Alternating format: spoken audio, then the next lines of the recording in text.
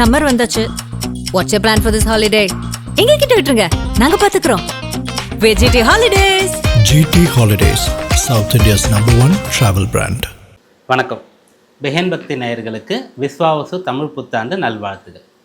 பிறக்க போகிற இந்த தமிழ் புத்தாண்டில் 12 ராசிகளுக்கும் கிடைக்கக்கூடிய பலாபலன்கள் என்ன, சாதகமான அம்சங்கள் என்னென்ன, எந்த கிரகங்கள் எந்த பயிற்சிகள் சாதகமாக இல்லை, அதற்கான தீர்வு அதாவது பரிகாரம் வழிபாடு என்னென்ன, இப்படியான தகவல்களை நம்ம பார்க்க போகிறோம். ஒவ்வொரு ராசிக்கும் தனித்தனியாக பலன்களையும் பரிகாரங்களையும் பார்க்கலாம். விருச்சிக ராசி என்பவர்களுக்கு விஸ்வாவசு தமிழ் புத்தாண்டு எப்படி இருக்கும், இந்த ஆண்டில் சாதக பாதக நிலைகள் என்ன, சாதக நிலையில் முழுமையான பலனை எப்படி அடையிறது, பாதக நிலையில் இருக்கக்கூடிய பிரச்சனைகளை தீர்ப்பதற்கான வழிபாடு, செல்ல வேண்டிய கோவில் என்ன, கடைபிடிக்க வேண்டிய விரதம் ஏதாவது இருக்கிறதா, இப்படியான தகவல் எல்லாம் நம்ம பார்க்கணும்.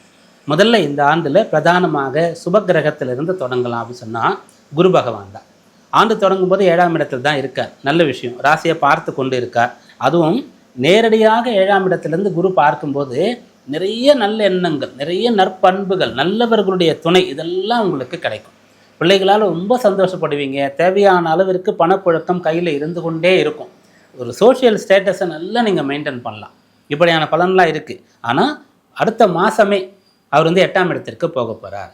அஷ்டம குரு காலம் அப்படின்னு நம்ம சொல்லுவோம். அது எதையுமே செய்ய முடியாத ஒரு நிலை. என் கையை கட்டி போட்ட மாதிரி இருக்குது அப்படின்னு சில பேர் சொல்லுவாங்க. கண்ணை கட்டி காட்டில் விட்ட மாதிரி இருக்குது அப்படின்னு சொல்லுவாங்க. அப்படிப்பட்ட ஒரு நிலையானது அஷ்டம குரு காலத்தில் ஏற்படும். ஏன்னா எந்த ஒரு விஷயமே ஈஸியாக இருக்காது. இதுதான் இதற்கான ஒரு கான்செப்ட். அதாவது கண்ணை கட்டி காட்டில் விட்ட மாதிரி இருக்குன்னு சொன்னால் எந்த பக்கம் போகிறதுன்னு தெரியல, எல்லாமே ஒரே மாதிரி இருக்குது. வழி தெரிஞ்சால் போயிடலாம். கையை கட்டி போட்ட மாதிரி இருக்குது, கட்டி விட்டால் வேலை செஞ்சிடலாம், அவ்வளோதான். அப்போ நீங்கள் என்னென்னா சுலபமாக ஒரு வேலையை இந்த ஆண்டில் உங்களால் செய்ய முடியாது. சுலபமாக பணத்தை சம்பாதிக்க முடியாது. பாடுபட்டு உழைத்து கஷ்டப்பட்டால் தான் சம்பாதிக்க முடியும். அதுவும் குறைந்த அளவிற்கு தான் பணம் வரும். அப்போ நீங்கள் சிக்கனமாக இருக்க வேண்டியதாக இருக்கும். குரு அப்படின்னு சொன்னால் பெரியவர்னு அர்த்தம், பெரியது அப்படின்றது அர்த்தம். இந்த சோலார் சிஸ்டமில் இந்த கிரகங்களில் குருன்ற கிரகம் பெரிய கிரகமாக இருக்கும். அப்போது அவர் தனகாரகன், பெரும் பொருளை அவர் நமக்கு கொடுக்கணும். ஆனால் அவர் 8ஆம் இடத்திற்கு சென்று மறையும் போது குறைவான பொருள் தான் நமக்கு கிடைக்கும்.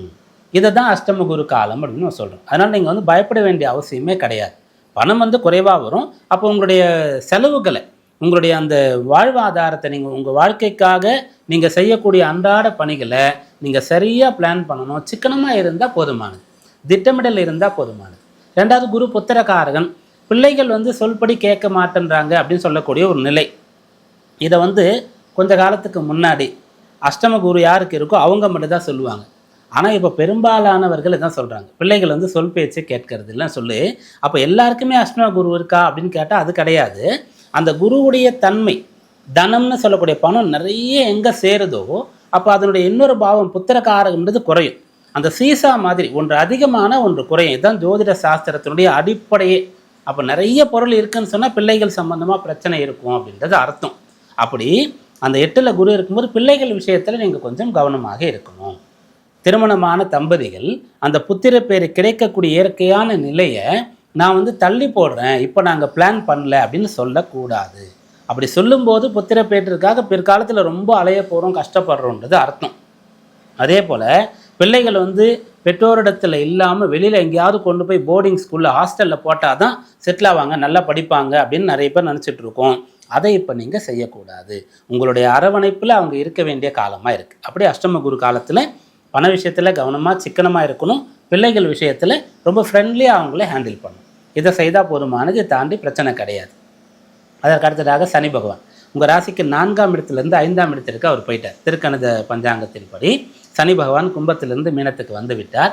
5ஆம் இடத்திற்கு சனி வந்திருக்கார். இது பலனா இல்லையா அப்படின்னு சொன்னால் மத்தியமமான பலன்.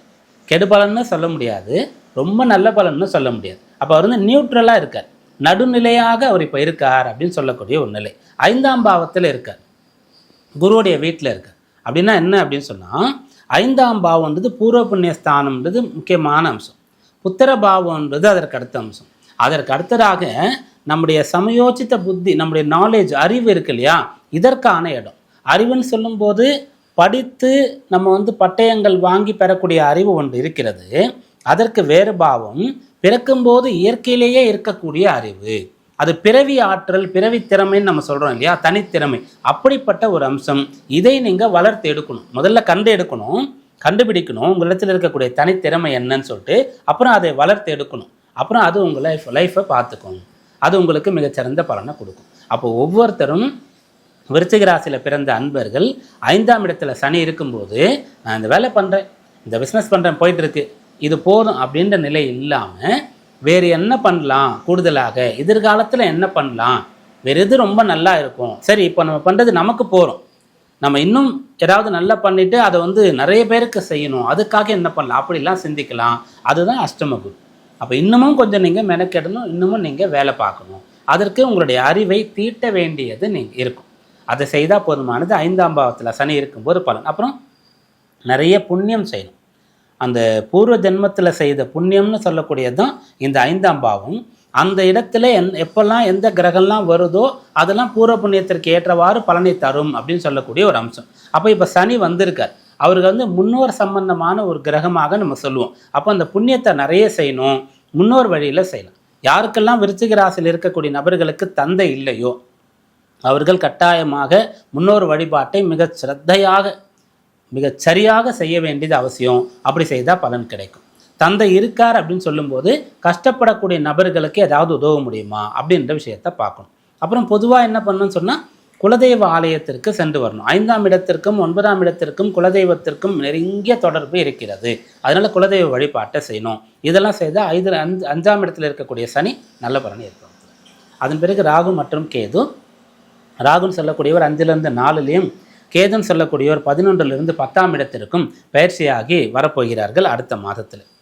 இப்போது ஒரு மாதம் 1.5 மாதத்துக்குள்ளே இந்த பயிற்சி நடந்துட போகுது. ஒரு வருஷன்றது 12 மாதம். அதனால் பெரும்பாலும் இவர்கள் பயிற்சி ஆனதற்கு பிறகு இருக்கக்கூடிய அந்த வீட்டின் பலனைத்தான் தந்து ஆகணும். அப்போ ராசிக்கு 4ஆம் இடத்துல ராகு இருக்காருன்னு சொல்லிடலாம். ராசிக்கு 4ஆம் இடத்துல ராகு இருக்காருன்னு சொன்னால், அந்த 4ஆம் இடத்தை முன்னேற்ற ஸ்தானம், உயர்கல்வி ஸ்தானம், மாத்ருஸ்தானம், மனை, வீடு, வண்டி, வாகனஸ்தானம்னு நம்ம சொல்லலாம். அந்த இடத்துக்கு ராகு வரார். அப்போ நீங்கள் என்ன பண்ணலான்னு சொன்னால், இப்போது இடம் இருக்கா, வீடு கட்ட ஆரம்பிக்கலாம். ஏற்கனவே குரு அஷ்டமத்தில் இருக்கார், பணம் நிறைய வராது, எப்படி கட்டுறது அப்படின்னு சொன்னால் ஒரு லோன் போட வேண்டியது இருக்கும். அப்போது ஒரு கமிட்மெண்ட் வந்துடுது. அப்போ நீங்கள் கொஞ்சம் சிக்கனமாக இருக்கணும். அதுபோல் உங்களுக்கு அந்த 4ஆம் இடத்துல ராகு வரக்கூடிய காலகட்டத்தில் வேறு என்ன பண்ணலாம் சொன்னால், வெளிநாடு பயணங்கள் செய்யறதுக்கான வாய்ப்பு கிடைத்தா தாராளமாக நீங்கள் செய்யலாம். அதனால் உங்களுக்கு பலாபலனானது கிடைக்கும். 8ல் குரு இருக்கார், 8 மறைவிடும். நீங்கள் மறைந்து இருக்கணும். குடும்பத்தில் இருந்து, பிறந்த ஊரில் இருந்து மறைந்து போய் வேறொரு இடத்துல இருந்து சம்பாதிக்கிறீங்க. இதை 8ல் குருன்னு சொல்லலாம், 4ல் ராகுன்னு சொல்லலாம். 2 சேரக்கூடிய காம்பினேஷனில் இந்த பலனானது உங்களுக்கு வந்து விடுகிறது. அப்போ 4ஆம் இடத்துல ராகு வரும்போது அது சுகஸ்தானம். அப்போ ஒழுக்கத்தில் ரொம்ப கவனமாக இருக்கணும். தீய பழக்கங்கள்னு சொல்லக்கூடிய விஷயங்கள் தான் நமக்கு ரிலாக்ஸேஷன் கொடுக்குது, ஆறுதல் கொடுக்குது, சந்தோஷம் கொடுக்குதுன்னு நிறைய பேர் நினச்சிப்போம். அப்படி கிடையாது. அது பொருளை இழக்க வைக்குது, ஆரோக்கியத்தை கெடுக்கின்றது, நற்பெயரையும் கூட கெடுக்கக்கூடியதாக இருக்கிறது, மாய தோற்றமாக சந்தோஷம் தருகின்றது. இந்த ராகு 4ஆம் இடத்தில் இருக்கும்போது தீய பழக்கம் வந்தால் பெருசாக வரும், விட முடியாத அளவிற்கு வரும், ரொம்ப பாடுபடுத்தக்கூடியதாக இருக்கும். அதில் நீங்கள் மாட்டிக்கொள்ளக்கூடாது. நல்ல பலனாக வெளிநாடு பார்க்க போகிறது, இன்னும் நிறைய வேலை பண்ணுறது, இது போல் பெரிய ஒரு கமிட்மெண்ட், வீடு கட்ட ஆரம்பிக்கிறது, இது போல் விஷயங்களை நீங்கள் செய்யலாம். அதோட நான் கார் வாங்குங்கன்னு சொல்லலை. ஏன்னா வீடு கட்டுறோம், வீடு வாங்குறோன்னா பெரிய ரிஸ்க் ஒன்றும் கிடையாது, கடனை கட்டிட்டா போதுமானது. ஆனால் கார் வாங்குறதுக்கு அந்த 4ஆம் இடத்துல நல்ல பலன் நேரடியாக கிடைக்கும் போது வாங்கணும். அதாவது ரொம்ப பெரிய அளவிற்கு நிறைய பணம் போட்டு கடனில் வாங்குறீங்கன்னு வாங்கக்கூடாது. மற்றபடி இருக்கக்கூடியவர்கள் தாராளமாக வாங்கலாம். அதன் பிறகு கேது. இவர் 10ஆம் இடத்திற்கு வரும்போது என்ன ஆகும்னு சொன்னால், அந்த உத்தியோக ரீதியாக உங்களுக்கு நிறைய மாற்றங்கள் உண்டாகும். அந்த ஜீவனஸ்தானம்னு சொல்லுவோம் 10ஆம் இடத்தை. உங்கள் ராசிக்கு அது சூரியனுடைய வீடாக வருகிறது. அங்கே கேது இருக்க. அப்போது நீங்கள் என்ன பண்ணணுன்னா, அந்த வேலை செய்யக்கூடிய இடத்துல சூரியன் யார், உங்களுடைய உயர் அதிகாரி. கேது அந்த இடத்துல இருக்கார். அப்போ என்ன பண்ணுவார்னா, உயர் அதிகாரிகள் சொல்வதை விட வேறு நல்ல ஐடியாஸ்லாம் உங்களுக்கு தெரியும்.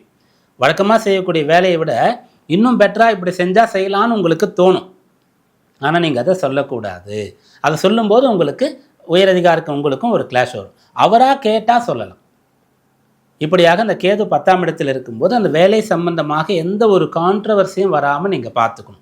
நீங்கள் போய் முன் பெரியவர்களுக்கு எதுவும் சொல்லக்கூடாது, அவர்கள் கேட்கும்போது சொல்லலாம் அப்படின்றத கடைபிடிக்கணும். அதுபோல் அந்த 10ஆம் இடத்தை ஜீவனஸ்தானம்னு சொல்லுவோம். அப்போது கேது அந்த இடத்துல இருக்காருன்னு சொல்லும்போது, அந்த ஜீவனம் மூலமாக உங்களுக்கு வரக்கூடியதை உங்களுக்காக மட்டும் என்று வைத்து கொள்ளாமல் உங்களுக்கு போக தனக்கு மிஞ்சி தானம் தர்மம்னு சொல்லுவாங்க இல்லையா, அப்படி பிறருக்கும் கொடுக்கணும் அப்படின்றது அர்த்தம். பணமாக கொடுக்க முடியலையா, ஊரில் இருந்து நீங்கள் இங்கே வந்து செட்டில் ஆனீங்களா, உங்கள் ஊரில் வந்து ஒருத்தர் வந்து ஒரு பையன் வந்து படித்து முடிச்சுட்டு வேலை இல்லாமல் கஷ்டப்படுறார், கூப்பிட்டு வந்து இங்கே ஒரு வேலை வாங்கி கொடுக்கலாம். பிஸ்னஸ் பண்ணுறீங்க, உங்களுக்கு வேலைக்கு ஆட்கள் தேவை, இது போல் கஷ்டப்படக்கூடிய குடும்பங்களில் ஊரில் உங்களுக்கு தெரிஞ்சவங்க இவங்களை கூப்பிட்டு வந்து நீங்கள் வேலைக்கு வச்சுக்கலாம். அப்படி வச்சுக்கிறவங்கலாம் பாருங்கள் ரொம்ப டெவலப் ஆவாங்க. பெரிய பெரிய நிறுவனங்களில் இது போல் அவங்களுடைய சொந்த ஊர்லேருந்து வேலைக்கு ஆட்களை அழைத்து கொண்டு வந்து வைப்பார்கள். அவர்கள் இன்னமும் வேறொரு ஸ்தாபனங்களை தொடங்கி கொண்டே இருப்பார்கள். இதெல்லாம் நீங்கள் கேது வந்து 10ல் இருக்கும்போது கடைபிடிக்கலாம். பொதுவாக இந்த ஆண்டு உங்களுக்கு சாதகமாகத்தான் இருக்குது. குரு 8ஆம் இடத்துல இருக்கிறதுனால குருவாயூர் கோயிலுக்கு சென்று வரலாம். அதன் பிறகு நீங்கள் என்ன பண்ணலாம் அப்படின்னு கேட்டிங்கன்னா, அந்த வியாழக்கிழமை நாளில் அன்னதானம் செய்யலாம். யாராவது பசின்னு சொல்லக்கூடியவருக்கு ஆகாரம் வாங்கி கொடுக்கலாம். முடியும் போது ஆலயங்களுக்கு செல்லும் போது துறவிகளுக்கு, சன்னியாசிகளுக்கு வஸ்திரதானம் செய்யலாம். இதெல்லாம் இந்த ஆண்டினுடைய பரிகாரங்களாக இருக்கிறது. இதை கடைபிடிங்கள். விஸ்வாவசு ஆண்டு விசேஷமாக இருக்கும்.